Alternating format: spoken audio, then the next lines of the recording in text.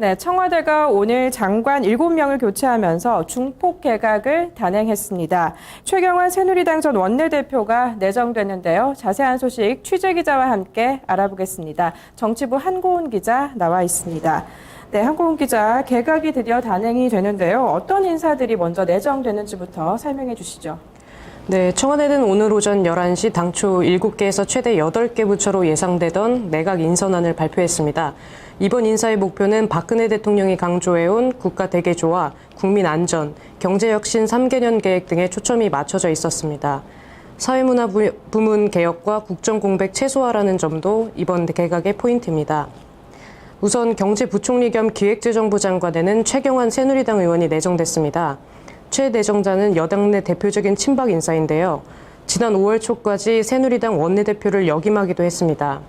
특히 이명박 정부에서도 지식경제부 장관으로 일한 경험이 있기 때문에 조직 운영에 큰 무리가 없을 거라는 평가를 받고 있습니다. 이번에 신설되는 교육사회문화부총리를 겸할 교육부 장관에는 김명수 한국교원대 교수가 내정됐고요. 한국교육학개장을 맡고 있는 등 교육 전문가 출신입니다. 미래창조과학부에는 최양희 삼성미래기술육성재단 이사장이 내정됐습니다. 서울대 융합과학기술대학원장 등을 역임했습니다. 그리고 안전행정부 장관에는 정종섭 서울대 법대 교수가 내정됐는데요. 세월호 참사 이후 기능이 타 부처로 분산되면서 규모가 굉장히 축소됐는데 정부조직법 개정안이 국회를 통과하면 행정자치부 장관으로 이름이 바뀌게 됩니다. 조윤선 장관의 정무수석 내정으로 공석이 된 여성가족부는 김희정 새누리당 의원이 지휘할 것으로 보입니다. 또 문화체육부 관광부 장관에는 기자 출신으로 지난 대선 당시 박근혜 후보 캠프 공보단 위원이었던 정성근 아리랑TV 사장이 내정됐습니다. 그리고 고용노동부 장관에는 이기권 현 한국기술교육대학교 총장이 내정됐는데요. 이 내정자는 고용노동부 차관과 노사정위원회 상임위원 등을 역임했습니다.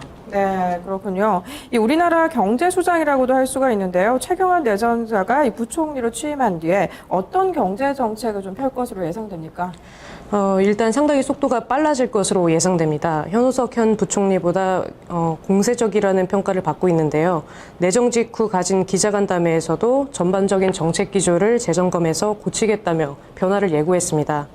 또 원내대표 시절 주택 실수요자들의 부담 완화를 위해 LTV, 즉 주택담보인정 비율과 DTI라는 총부채 상환 비율과 같은 자금 차입 규제를 합리화하고 지역별 연령대별로 조정하는 방안을 마련하겠다고 밝힌 것이 현실에서 어떻게 구현될지 주목되고 있습니다. 네, 그렇군요. 이 현재 인사청문회 요청안이 국회에 제출된 이 한민구 국방장관 후보자까지 포함하면 모두 8명의 장관이 교체가 되는 건데요. 어제는 정무수석 등 이 청와대 참모진도 개편이 됐죠. 네, 말씀하신 대로 총 8명의 장관과 청와대 참모진이 교체될 예정이고 논란이 되고 있긴 하지만 국무총리 후보자도 지명된 상태입니다. 주요 인사가 연이어 단행되고 있는데 세월호 참사 이후 표류하고 있는 국정의 난맥상을 풀어보자는 시도로 해석됩니다. 여기에 지난 지방선거에서 선전하고 끝난 것이 청와대가 개각을 단행하는 데 힘을 실었던 것으로 보입니다. 이번 개각으로 교체되는 인원이 많은 상황이라 시중에서는 상당한 규모의 개각이라고 평가할 수 있는데요.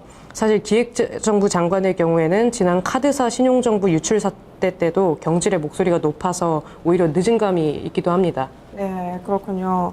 이 최근 안대희 총리 후보자의 자진 사퇴도 있었고 또 문창극 현 총리 후보자 관련된 여러 논란 등 이 청와대가 시끄럽습니다. 인사들의 부적절한 발언 때문인데요. 이번 개각에 대한 정치권의 반응은 좀 어떻습니까? 일단 새누리당은 긍정적인 표정입니다. 이번 개각에 포진된 인사들 몇몇이 국가개조와 경제혁신에 잘 맞는다는 평가인데요. 반면 새정치민주연합은 이번 인선 자체가 헌법 규정을 무시한 개각이라며 강하게 비판했습니다. 국무총리의 제청으로 대통령이 장관을 임명한다는 헌법 조항에 맞지 않는다는 건데요. 정홍원 현 총리는 이미 사의를 표명한 상태이고 문창극 총리 후보자는 인사청문회도 아직 안 했기 때문에 사실상 총리 공백 상태라는 게 그 이유입니다.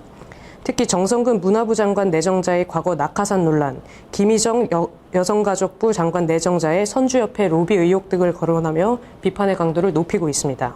네, 여야의 반응도 엇갈리고 있고 인사청문회 통과도 역시 쉽지 않아 보입니다. 벌써 여러 가지 얘기들이 나오고 있는데 그럼 오늘 내각 인선 완료까지 어떤 과정들이 좀 남아있는 건가요? 네, 청와대는 일단 국회에 각 장관 후보자에 대한 인사청문회를 요청하게 됩니다. 그 뒤 여야가 협의를 거쳐서 각 후보자에 대한 인사청문회 일정을 잡고 그다음 철저한 검증을 실시해서 각 후보자에 대한 청문 보고서 채택 여부를 정하는 과정이 남아 있는데요. 사실 국무위원은 국회의 동의 없이도 임명될 수 있지만 여야가 청문회 과정에서 불거진 각 후보자들에 대한 의혹으로 청문 보고서를 채택하지 않으면 후보자가 장관직을 수행하는 데 적격성이 부족하다, 즉 결격 사유가 있는 것으로 간주되기도 합니다. 네, 또 개각까지 완전히 마무리되기는 또 많은 일들이 남아있군요. 좀 더 지켜보겠습니다. 오늘 말씀 고맙습니다.